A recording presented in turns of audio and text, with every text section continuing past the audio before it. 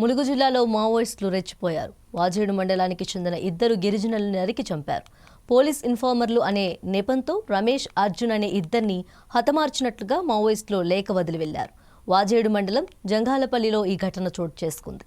మావోయిస్టులు గిరిజనులను చంపిన వార్త స్థానికంగా కలకలం రేపింది. అయితే మృతులు మావోయిస్టుల కదలికలపై ఓ కన్నేసి ఉంచటమే కాకుండా వాటిని ఎప్పటికప్పుడు పోలీసులకు చేరవేశారని, అందుకే హతమార్చామంటూ లేఖను వదిలి వెళ్లారు మావోయిస్టులు. హతమైన వారిలో ఒకరు పేరూరు పంచాయతీ కార్యదర్శి రమేష్ కాగా, మరొక స్థానికుడు అర్జున్ను చంపేశారు. మావోయిస్టుల చేతుల్లో గాయపడిన వారిని ఏటారునగరం ప్రభుత్వ ఆసుపత్రికి తరలించారు. మార్గం మధ్యలోనే చనిపోయినట్లుగా పోలీసులు తెలిపారు.